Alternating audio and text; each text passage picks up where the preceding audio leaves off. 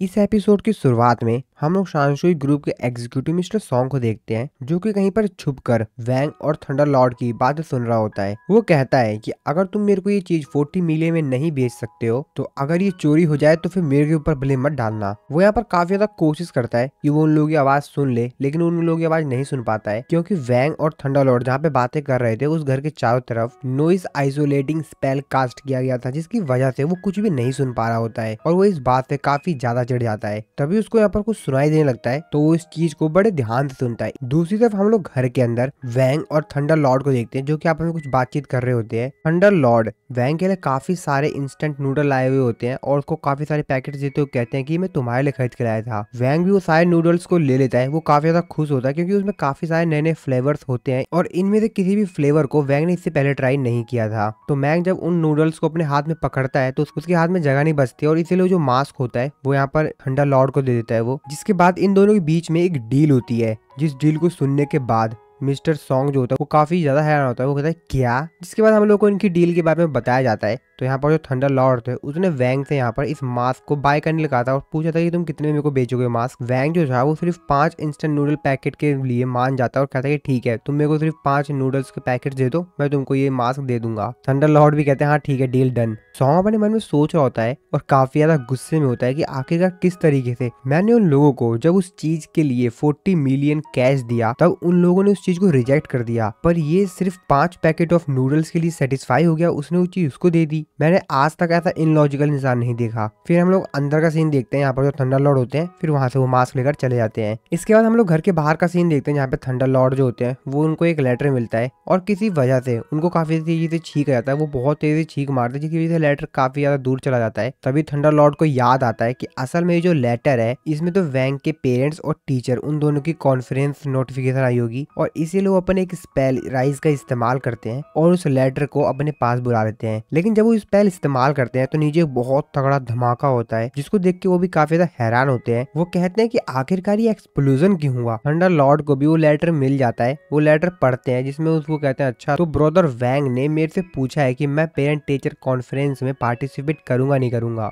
ये काफी बेहतरीन डील है। और फिर ऐसा कहकर वो वहां से चले जाते हैं। नीचे हम लोग उस धमाके वाली जगह पर मिस्टर सॉन्ग को देखते हैं, जो उस धमाके से तो बच गए होते हैं, लेकिन यहाँ पर उनके जो पूरे कपड़े होते हैं वो जल गए होते हैं। वो काफी ज्यादा गुस्से में होता है और वो कहता है कि ये क्या हो गया। ये तो एक ट्रांसफॉर्मेशन स्पिरिट फेज की पावर थी और अगर वो हकीकत में मेरे ऊपर अटैक करता तो क्या मेरे शरीर की राख भी बचती। अब वो यही सोच के काफी ज्यादा घबरा रहा होता है कि उसने जानबूझ के मेरे ऊपर अटैक नहीं किया था, वो तो उसने गलती से अटैक कर दिया था। उसको तो मालूम भी नहीं था कि मैं नीचे हूँ। अगर वो जानबूझ के करता तो मेरी हालत क्या होती। इसके बाद सॉन्ग अपने बॉस को कॉल करता है और उनको बताता है कि मास्टर अगर आपको वो मास्क चाहिए तो आपको एक प्रोफेशनल भेजना पड़ेगा जो कि स्पीड ट्रांसफॉर्मेशन स्टेज पर हो। उसको बॉस उसको कहता है कि अरे शांत रहो, पैसा ही सब कुछ है, अगर 5 कम है तो तुम उसको 10 कर दो। जिसकी बात सुन के सॉन्ग जो होता है काफी ज्यादा खुश हो जाता है। वो कहता है कि हाँ हाँ ये काफी है, मैं आपको गारंटी देता हूँ कि मैं इस मिशन को अब कंप्लीट करके ही वापस आऊंगा। और फिर उसका बॉस भी फोन रख देता है। फोन रखने के बाद उसका बॉस कहता है कि अगर 10 भी इनफ नहीं हुआ तो ये सब कुछ खत्म और मेरे को अपनी लिमिट मालूम है, वरना मेरी जो फेंकने की आदत है ये एक्सपोज हो जाएगी। इसके बाद अगले सीन में पेरेंट टीचर कॉन्फ्रेंस का दिन देखते हैं। थंडर लॉर्ड वैंग को कॉल करते हुए कहते हैं मैं तुम्हारे पेरेंट टीचर कॉन्फ्रेंस में बाद में आ जाऊंगा और वैसे अगर तुम चाहो तो यहाँ पर आकर उस मास्क को चेक कर सकते हो। इसके बाद हम थोड़ी देर बाद का सीन देखते हैं, जहाँ पर जो वैंग होता है वो यहाँ पर अपने टेलीपोर्टेशन मैजिक का इस्तेमाल करके यहाँ पर आ जाता है। थंडर लॉर्ड वैंग के मजे लेते हुए कहता है कि जैसा कि मैंने सोचा था तुम काफी ज्यादा तेज इंसान हो। थंडर लॉर्ड अपने साथ किसी को लाया हुआ होता है। उसका इंट्रोडक्शन देते हुए वो वैंग को बताता है कि ब्रदर वैंग ये डुआओ लायन है जिसको कि मैं केव इमोर्टल से लाया था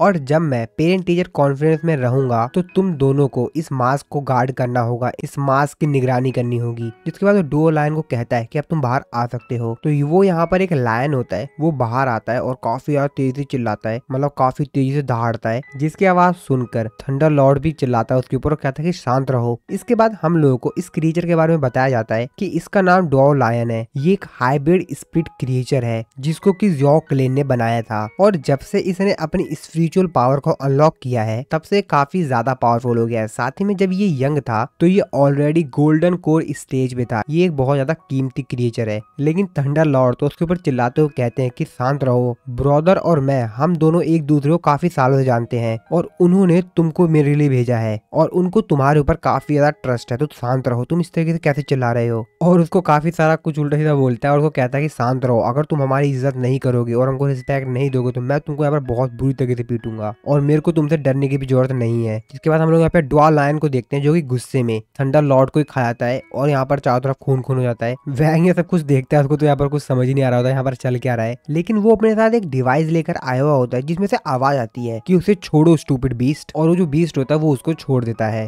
थंडर लॉर्ड कहता है किस्मत से मैं काफी स्मार्ट था और इसीलिए मैंने ब्रदर केव से उनसे कुछ वॉइस लाइंस बुलवा ली थी ताकि मैं इस मॉन्स्टर को कंट्रोल कर सकूं। जिसके बाद उस डिवाइस से यहाँ पर वो जो बीस्ट होता है उससे काफी सारे काम करवाता है, जैसा कि उसको कहता है कि नीचे बैठ जाओ, उल्टा होकर घूमो और भी काफी सारे चीजें करवाता है और वो बीस्ट यहाँ पर उसके सारे काम कर भी रहा होता है। थंडर लॉर्ड वैंग से कहता है कि ब्रदर वैंग, अगर तुम इसको अच्छी तरीके से मैनेज नहीं कर पाओगे तो तुम ये सिर्फ रिकॉर्डिंग का इस्तेमाल कर लेना। वैंग उससे कहता है कि मेरे को इस चीज की जरूरत नहीं है। जिसकी बात सुन के वो जो बीस्ट होता है वो भी थोड़ा सा गुस्सा हो जाता है और वो वैंग की तरफ बड़े गुस्से से देखता है, तो वैंग भी उसकी तरफ देख लेता है, जिसको देखने के बाद उस बीस्ट की तो हालत खराब होती है। वो अपने मन में सोचते हुए कहता है कि ये कोई आम इंसान नहीं है जिसको मैं इतनी आसानी से हरा दूंगा या डरा दूंगा, बल्कि इससे तो मेरे को ही डर लग रहा है। हाँ मैं डर रहा हूँ, इससे डर रहा हूँ मैं। और वहाँ पर उल्टा लेट जाता है और कहता है म्याऊं म्याऊं, तो वो बिल्ली बन जाता है यहाँ पर। अब थंडर लॉर्ड कहते हैं जैसा कि मेरे को लगा ही था, एक ऐसा इंसान जिसको सभी बीस्ट लव करते हैं। ब्रदर वैंग, तुम तो एक काफी बेहतरीन एनिमल पर्सन हो। अब वैंग ये बात सुन के थोड़ा सा हैरान होता है, वो कहता है भाई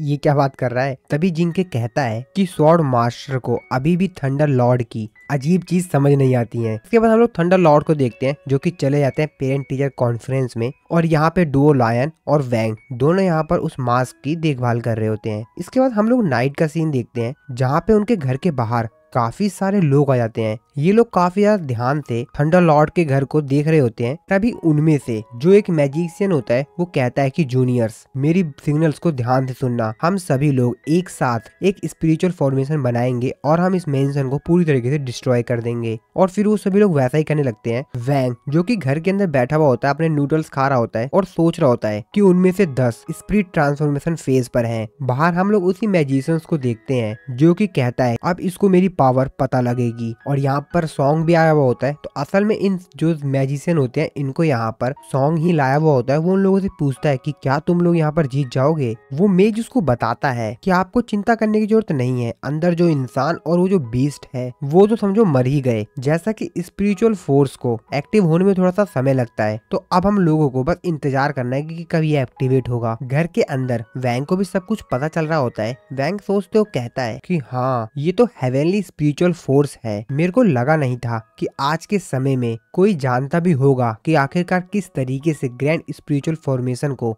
सेटअप किया जाता है। और ये उन 4 ग्रेटेस्ट होली फॉर्मेशन में से एक है जो कि डेमोन के खिलाफ इस्तेमाल किया जाता था। इसके बाद वैंग भी यहाँ पर एक स्पेल का इस्तेमाल करता है। बाहर जो मैजिशियन होता है वो यहाँ पर मैजिक तो कर रहा होता है, तभी सॉन्ग नोटिस करता है कि वो जो सेज है उसका सर जो है वो बड़ा हो रहा है। इसीलिए वो उसको कहता है कि ग्रेट सेज, तुम्हारा हेड मेरे को ऐसा क्यों लग रहा है कि ये बड़ा हो रहा है। और सही में उसका जो सर होता है वो बहुत ज्यादा बड़ा हो जाता है। और ये सब कुछ देखकर सॉन्ग तो काफी ज्यादा डर जाता है, जिसपे वो सेज उसके ऊपर गुस्सा करते हुए कहता है कि चुप रहो, अगर तुमको कुछ मालूम नहीं है तो चुप रहा करो। ये एक ब्लड शैडो डिवाइन टेक्निक है। ये मेरे को अलाउ करता है कि मैं स्प्रे ब्लड का इस्तेमाल करके अपने एनिमी को खत्म कर दूं। चलो मैं तुमको इसको दिखाता हूँ कि कैसे काम करता है। सॉन्ग भी अपने मन में सोचते हुए कहता है कि आखिरकार ये लोग क्या बकवास कर रहे हैं, जल्दी जल्दी खत्म करो ना, इतना समय क्यों लगा रहे हो। और तभी हम लोग देखते हैं कि यहाँ पर वो जो ग्रेट सेज जिसको यहाँ पर सॉन्ग बड़ी देर से चिल्ला रहा था वो यहाँ पर उसके मुंह से खून निकलता है और वो मर जाता है, जिसको देख के सभी लोग हैरान होते हैं। तभी वो जो सेज होता है